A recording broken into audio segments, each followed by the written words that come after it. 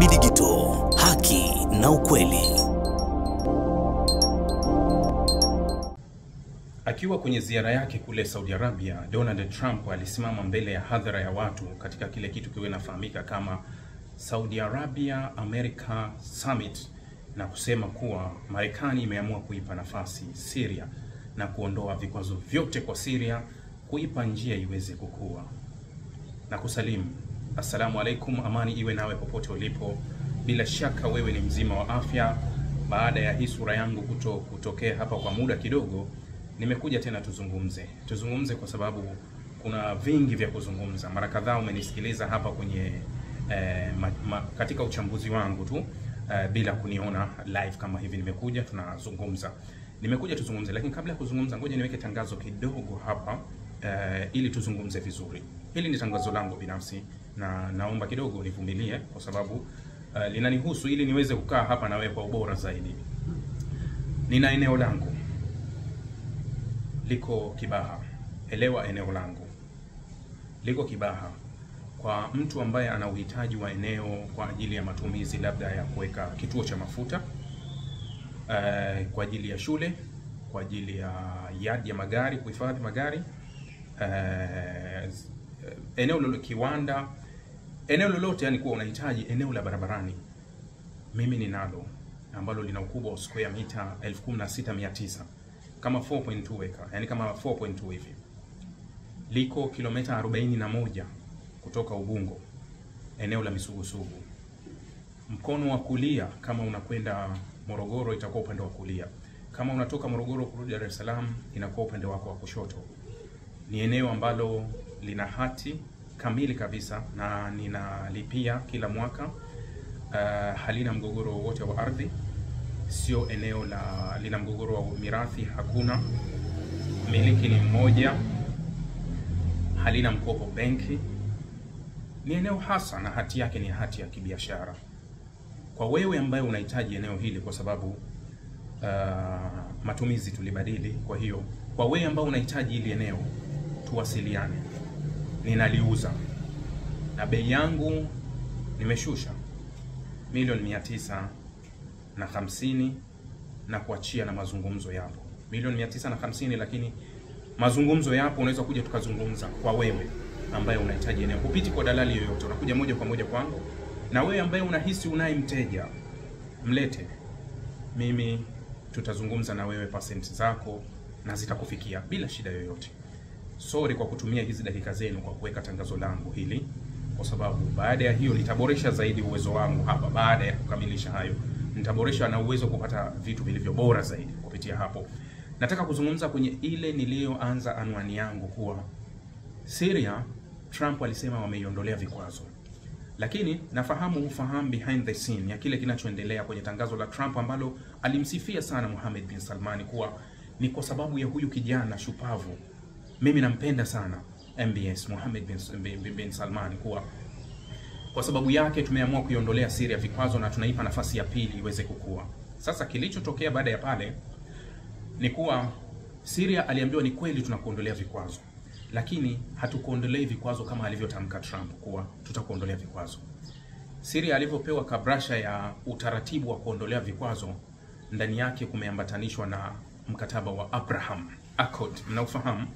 Mkataba wa Abraham ni ule ambao aliuandika Jared Kushner, mkwe wa Donald Trump, kwenye awamu ya kwanza ya Donald Trump. Ni buku lenye kurasa 180 ambalo linaelezea mambo mbalimbali kuhusu nchi jirani na Israeli kutambuana na Israeli, au nchi kuitambua Israeli, ambapo tuliona awamu ya kwanza Morocco aliingia, Bahrain akaingia, Imarati akaingia, na baadhi ya nchi zingine zikaingia chini kwa chini bila kuwa official, ikiwemo Chad pamoja na Sudan. Sasa Syria mezani amewekewa Abraham Accord ili tukuondolee vikwazo. Kwa hiyo mnarudi kwenye kauli yangu niliyoisema awali kuwa Trump alitembelea Mashariki ya Kati bila Israeli, lakini yeye ndo alikuwa Muisraeli. Yani yeye alikuwa wakala kamili wa Israeli, japokuwa Israeli haikuwepo. Sasa Trump aliyazungumza hali ya kuwa hapakuwa hata na balozi wa Israeli kwenye ule mkutano, lakini kwenye utekelezaji ni lazima utekelezwe kwa faida ya Israeli. Si umeelewa? Kwa faida ya Israel. Sasa kituko zaidi katika haya mazungumzo au kichekesho zaidi katika wasimamizi wanaowakilisha haya mazungumzo. Haya mazungumzo yalianza wiki jana, yalikuwa yanafanyika kule Azerbaijan chini ya usimamizi wa Uturuki, Imarati pamoja na Israeli wenyewe. Walifanyia kule Azerbaijan. Yaani Imarati na Uturuki. Uturuki ukimsikiliza Erdogan akisimama na jinsi Uturuki misimamo yake ilivyo kwa Israeli na vitendo vyake ni vitu vile tofauti. Mwaka jana Uturuki ilitutangazia kuwa imekata uhusiano wote wa kibiashara na Israeli, na Israeli ilikuwa ikitegemea sana Uturuki kwa usafirishaji labda simenti, chuma na vitu vingine. Ankara ikatuambia kuwa haiwezi tena kuiuzia Israeli chochote kwa kile Israeli inachokifanya kwenye ardhi ya Gaza. Israeli walivyokuja kutoa ripoti yao wakaonyesha kuwa biashara yao na Ankara imepanda maradufu kulinganisha na kabla ya vita. Yaani mahitaji yamekuwa makubwa zaidi na Ankara imepeleka zaidi. Tumwamini nani anayetuambia ukweli? Kwa sababu Uingereza mwaka jana alitangazia kuwa kakata usambazaji wa silaha kwa Israeli. Israeli ilivyokuja kutoa taarifa yake ya mwezi wa 3 ikatuonyesha kuwa kilichotokea, yani Israeli inasema kuwa kilichotokea kuwa imefanya biashara kubwa zaidi ya silaha na Uingereza kwa miezi 3 iliyopita ukilinganisha na miaka 4. Kwa hiyo drama bado zinaendelea, yani kuwa wote wanatudanganya kuwa nani anayetuambia ukweli na nani anatudanganya. Kwa hiyo Syria iko kwenye njia ya kuondolewa vikwazo, lakini ikiambatana na mkataba wa Abraham ambao unasimamiwa na wawakilishi wawili ambao huaminisha kuwa wako upande wa pili, Ankara na Imarati, ambao wametuonyesha kuwa wao wanasimamia hili swala vilivyo.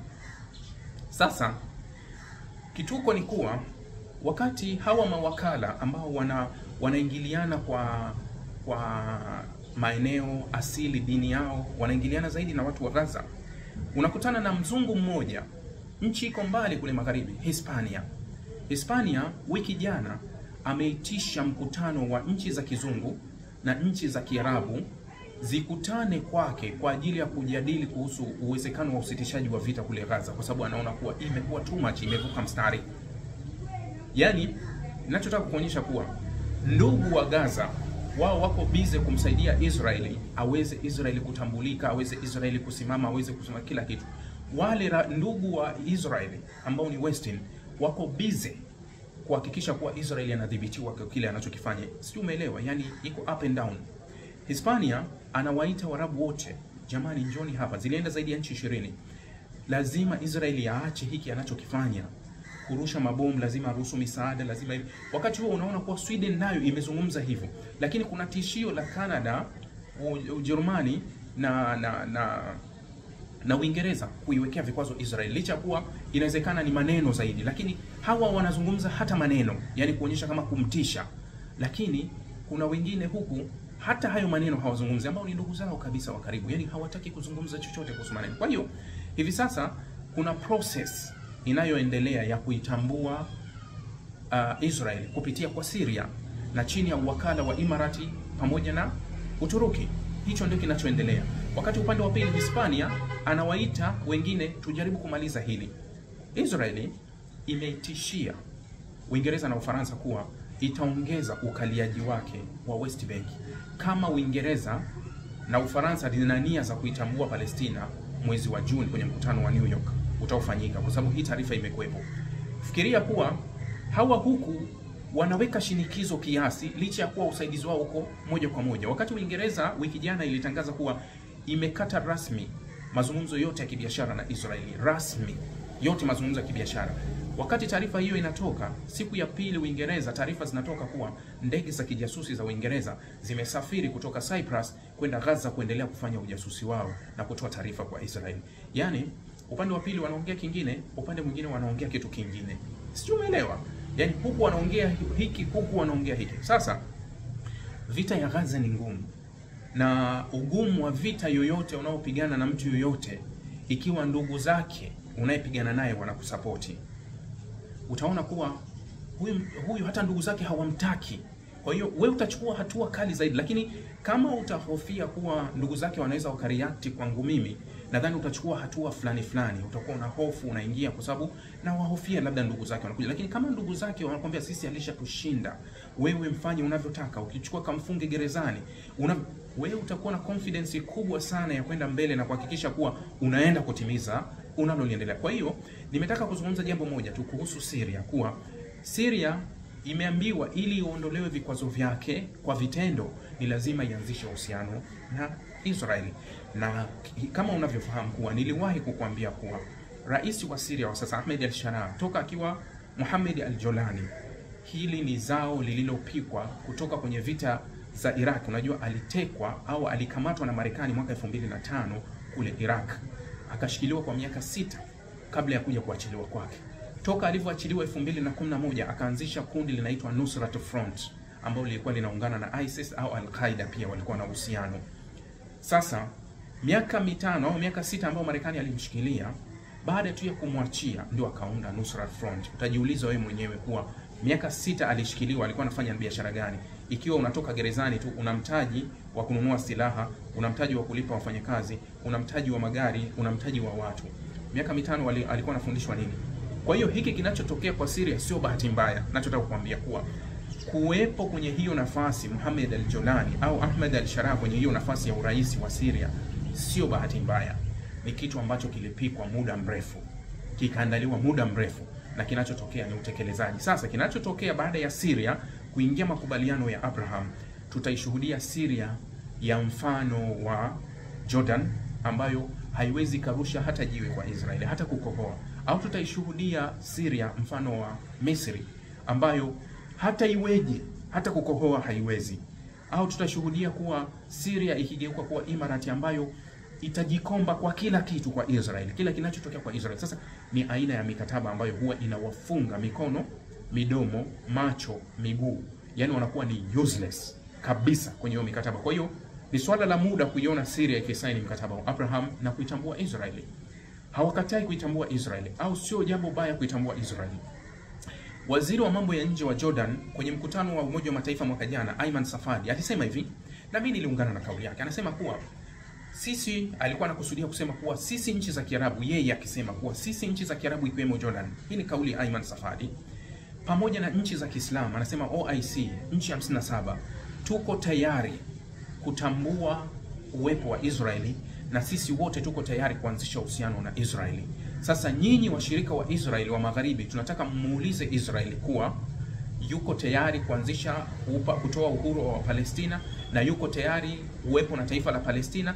Kama ni sababu ni hiyo kuwa wanataka kuniangamiza mimi, sisi tuko tayari na tuko tayari kumlinda, kuwa hakuna nchi yote itamshambulia. Hakuna majibu yaliyotoka upande wa pili wa magharibi. Kwa hiyo unaweza ukaona agenda nyuma ya hii kuwa kuna agenda tofauti kabisa, kuwa agenda ni ardhi, sio agenda kuwa labda Palestina itatushambulia au Palestina itafanya nini. Agenda ni ardhi, kwa sababu kauli ya Safadi ilikuwa imebeba azimio kubwa la Waarabu au nchi za Kiislamu zote kuwa tuko tayari kuanzisha uhusiano na Israeli, tena uhusiano kabisa, na hatutoishambulia. Lakini tunataka Israeli itamke kuwa iko tayari kutoa uhuru kwa Wapalestina. Hakuna kitu ambacho wanachokisikia. Jamani, asanteni. Ni machache haya nimetaka kuzungumza na wewe.